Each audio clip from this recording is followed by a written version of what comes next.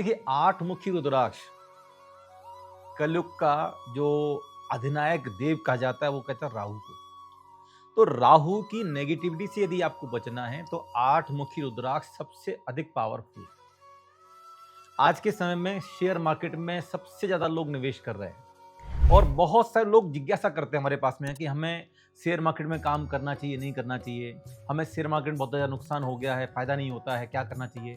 तो मैं कहूँगा कि आपको राहु की पॉजिटिविटी बढ़ा लेनी चाहिए, क्योंकि जिनकी कुंडली में राहु और बुध ग्रह ये दोनों पॉजिटिव होंगे तो उनको ही शेयर मार्केट में अच्छा लाभ कमाने के चांसेस मिल सकते हैं। तो राहु को यदि पॉजिटिव करना है तो आठ मुखी रुद्राक्ष तो आपको पहनना ही पहनना है।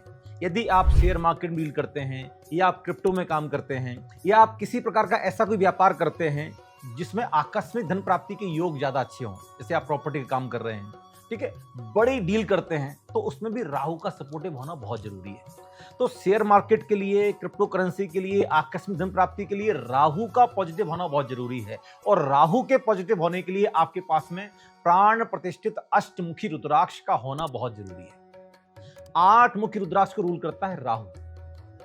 तो यदि आप राहु की किसी प्रकार की नेगेटिविटी से पीड़ित हैं, आपका मन बहुत ज्यादा विचलित है, मन बहुत ज्यादा चिंताग्रस्त रहता है, तनावग्रस्त रहता है, डिप्रेशन से आप गुजर रहे हैं, या श्वास संबंधी कोई समस्या है, आपको दमा हो सकता है, सर्दी खांसी जुकाम बुखार आपको रहता है, श्वास जल्दी फूल जाती है, तो ऐसे लोगों को भी मैं रिकमेंड करता हूं कि आपको आठ मुखी रुद्राक्ष अपने हृदय क्षेत्र में प्राण प्रतिष्ठित करवा करके जरूर धारण करना चाहिए।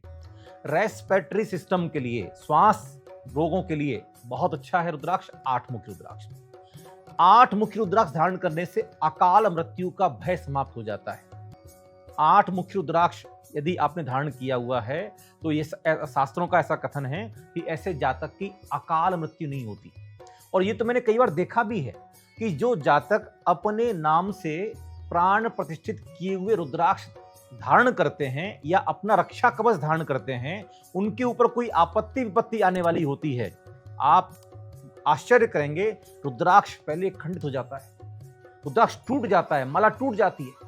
ऐसा कई लोगों के साथ हुआ और जब लोगों ने बताया हमें तो हमने उनको कहा कि आप सावधान रहिएगा, आपको इस समय सतर्क रहने की आवश्यकता है। अभी जो आपत्ति आई थी वो तो रुद्राक्ष ने अपने ऊपर ले ली, अगर रुद्राक्ष नहीं टूटता तो ये आपत्ति आपके ऊपर आ सकती थी। तो अकाल मृत्यु से रक्षा करता है अष्टमुखी रुद्राक्ष। एक और बहुत विशेष प्रयोग है आठ मुखी रुद्राक्ष का, क्योंकि राहु तो है ही। आठ मुखी रुद्राक्ष के वैदिक परंपरा के अनुसार जो अधिनायक देव माने जाते हैं वो माने जाते हैं श्री गणेश जी। और आप जानते हैं कि हम किसी भी नए काम की शुरुआत करते हैं तो उसको बोलते हैं श्री गणेश कर रहे हैं, है ना। किसी भी अच्छे काम की शुरुआत के लिए श्री गणेश जी की आराधना की जाती है। वक्रतुंड महाकाय सूर्यकोटि समप्रभ निर्विघ्नं कुरु मे देव सर्वकार्येषु सर्वदा। तो यदि आप किसी भी नए काम की शुरुआत कर रहे हैं, या मैं सबसे अच्छा आपको उपयोग बताऊं, आपके घर में किसी प्रकार का वास्तु दोष है, आपके घर में किसी प्रकार की नेगेटिविटी है, आप आठ मुखी रुद्राक्ष को घर के मुखिया के नाम से प्रतिष्ठित करवा करके घर के मुख्य द्वार पर लटका दीजिए। आपके घर के अंदर कोई भी नेगेटिव एंटिटी प्रवेश ही नहीं करेगी। आप घर के मुख्य द्वार पर, मेन गेट पर बंधनवार लगाते हैं, आप बंधनवार के बीचों बीच में एक आठ मुखी रुद्राक्ष टांग दीजिए बस। क्योंकि आपने देखा होगा पहले जो पुराने जो घर बनते थे उनके मेन गेट पर ही श्री गणेश जी की मूर्ति लगाई जाती थी, अब वो परंपरा समाप्त हो गई, ठीक है। तो आप श्री गणेश जी को रुद्राक्ष के रूप में स्थापित कर दीजिए ना। आप श्री गणेश जी की मूर्ति नहीं लगा सकते, कोई बात नहीं, आप आठ मुखी रुद्राक्ष को एक धागे में, लाल धागे में बांध करके वहां टांग दीजिए। हाँ, उसकी प्राण प्रतिष्ठा घर के मुखिया के नाम से होनी चाहिए, जो घर के मुख्य व्यक्ति होते हैं। तो इससे क्या होगा, इससे आपके घर में कोई भी नेगेटिव एंटिटी प्रवेश ही नहीं करेगी, कोई भी नकारात्मक ऊर्जा प्रवेश नहीं करेगी, घर के सारे वास्तु दोष समाप्त हो जाएंगे। एक और विशेष प्रयोग है, अभी जो ज्योतिष शास्त्र थोड़ा बहुत समझते हो तो जन्म कुंडली में एक अशुभ योग बनता है काल सर्प योग, ठीक है।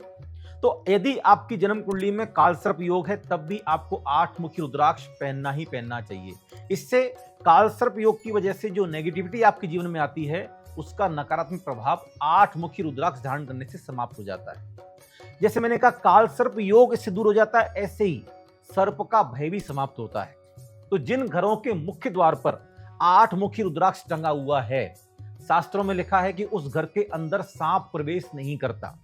वैज्ञानिक धारणाएं अलग अलग हो सकती हैं, लेकिन जब जन्म कुंडली का कालसर्प योग इससे नष्ट हो सकता है, तो ऐसे ही ये कहा गया कि सर्प भय भी इसे समाप्त हो जाता है। अर्थात अगर आपका घर कहीं ऐसी जगह बना हुआ जहां सांप रहते हैं, बिच्छू रहते हैं, तो अगर आपने 8 मुखी रुद्राक्ष टांग दिया है, तो 8 मुखी रुद्राक्ष से निकलने वाली जो विकिरणें हैं, जो एनर्जी है, जो उसकी एक तरह सुगंध है या उसकी जो ऊर्जा है, वो आसपास किसी भी विषैले जीव जंतु को आने ही नहीं देती।